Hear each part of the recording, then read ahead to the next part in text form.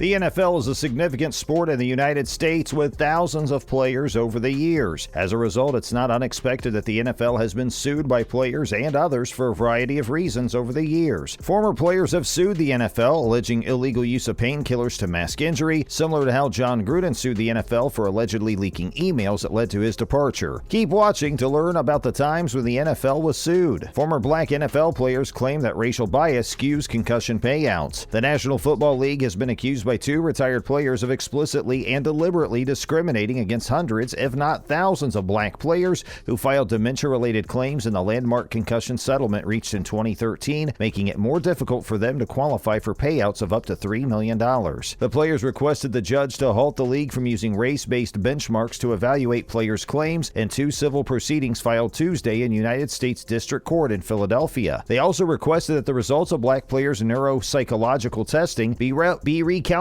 using race-neutral scales, putting them on par with white players. Since players began making claims 4 years ago, the settlement has been dogged by delays, unscrupulous lenders, charges of fraud, and a lack of transparency. They come at a particularly inconvenient time for the NFL, which has been accused of dismissing the concerns of black players who account for around 70% of the league's active players. Smith claims that employing two scoring curves, one for black athletes and the other for white competitors, is illegal and unfair for black athletes. The NFL must either keep its word and treat black players as if their lives matter or continue to push them aside, he stated. In the generation we're in now, equality is vital, and this means for all sports and companies. NFL settles head injury lawsuit for $765 million. The NFL will pay $765 million to settle a lawsuit filed by more than 4,500 former players over the league's previous lax attitude towards concussions and brain injuries. On August 29th, the settlement in a highly publicized lawsuit was announced. Despite a settlement that nearly matches the cost of building a new football stadium, the New York Times hailed it as a win for the NFL. According to the New York Times, the NFL could have been liable for billions of dollars. The NFL does not concede a fundamental charge made by the players that the league willfully concealed the nature of the danger posed by recurrent head injuries from its athletes under the conditions of the settlement. The league has categorically refuted this, claiming that it based its decisions on the best available research at all times. The money from the deal will go towards medical exams for retired athletes, medical research, and compensation for individuals who were harmed. At least 10 Hall of Famers are among the players in the suit who are suffering from the long-term effects of multiple concussions and head traumas. Family members of several athletes who have died of circumstances that may be linked to brain injuries, including Junior Seau, the great linebacker who committed suicide in 2012, are also included in the action. If anything good comes out of this, it's that the NFL and the general public no longer dismiss head injuries as part of the game. As time passes, we gain a better understanding of the potentially disastrous effects of repetitive brain trauma. Rams owner could reportedly split from NFL to settle lawsuit. Los Angeles Rams owner Stan Kroenke's counsel allegedly sent an email to NFL owners this week threatening to settle the relocation lawsuit with St. Louis separately, leaving the rest of the 31 owners to go on trial January 10th. The action names all 32 teams and their owners as defendants at the time the lawsuit was filed. The case filed by St. Louis County, and the St. Louis Regional Convention and Sports Complex Authority in 2017 is expected to be settled for $500 million to $750 million,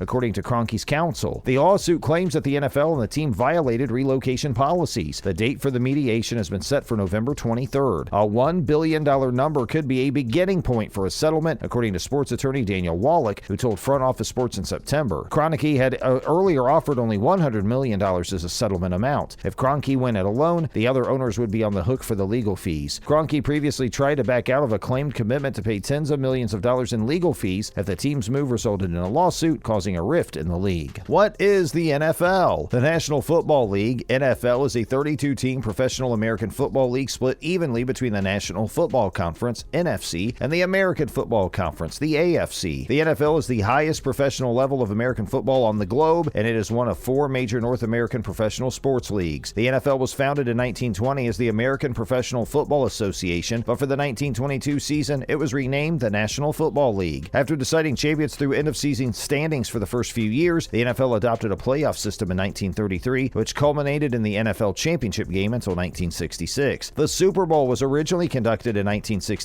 1997 to choose a champion between the best teams from the two leagues following an agreement to unite the NFL and the rival American Football League, the AFL, and it has remained the last game of each NFL season since the merger was completed in 1970. So yes, the sport has been around for ages and clearly is becoming more corrupt as time goes on. It almost sounds like it's a positive thing that the NFL is receiving some of these lawsuits as they are mistreating the players. Now that we've discussed a couple of lawsuits for the NFL from players and teams and what the NFL actually is, it's now time to get into the information we mentioned at the beginning of the video. How the NFL is in a lawsuit for former players coming out about illegal use of painkillers, and Jon Gruden sues the NFL for allegedly leaking emails. Stay tuned to find out all this juicy information. NFL sued by former players who allege illegal use of painkillers to mask injury. According to Ben Nichols of the Associated Press, the NFL is once again facing criticism from former players who filed a complaint on Tuesday alleging illicit opioid use. According to the newspaper, the action accuses the league of illegally supplying drugs to players without a prescription in order to hasten their recuperation and return them to the field. This, in turn, is said to have led to far more health problems when the players' careers ended. Former Chicago Bears Richard Dent, Keith Van Horn, and Jim McMahon, as well as ex-San Francisco 49ers offensive lineman Jeremy Newberry, are among the 8 retired NFL players named in the complaint. Attorney Steve Silverman represents the plaintiffs, claiming that the NFL was aware of the long-term detrimental consequences that opioid use could have on NFL players. The NFL knew of the debilitating effects of these drugs on all of its players and callously ignored the players' long-term health in its obsession to return them to play, Silverman said. Hill went on to say that his painkiller addiction devastated his life when he retired from the NFL. However, this could only be the tip of the iceberg for the NFL as more former players are preparing to sue. In recent years, the league has been all too familiar with these circumstances and is currently involved in concussion litigation with former players. The NFL is a profitable corporation, so it can afford to pay up if necessary, but frequent litigation will eventually damage the bottom line. There's no denying that these issues are hurting the league's image. Jon Gruden sues the NFL for allegedly leaking emails that led to his resignation. Jon Gruden, the former coach of the Las Vegas Raiders, is suing the National Football League and its commissioner, Roger Goodell, for what his lawyers claim was a coordinated effort by the league to damage his career. After homophobic, misogynistic, and racist emails he composed were released by the Wall Street Journal and the New York Times, Gruden resigned as Raiders coach a month ago. The lawsuit alleges that the NFL and Goodell of engaging in a malicious and coordinated campaign against Gruden, stating that officials purposefully published the emails during the middle of the Raiders season to inflict maximum damage on Gruden and his team. During an inquiry into allegations of workplace misbehavior against the Washington football team, the NFL discovered the disturbing emails. During Gruden's time as an ESPN analyst before returning to coaching in 2018, he made the insulting statements during conversations with Washington football team president Bruce Allen and others. The NFL, which found in July that the workplace environment in Washington was extremely unprofessional and promoted bullying and intimidation, reportedly analyzed over 650,000 texts. Washington received a $10 million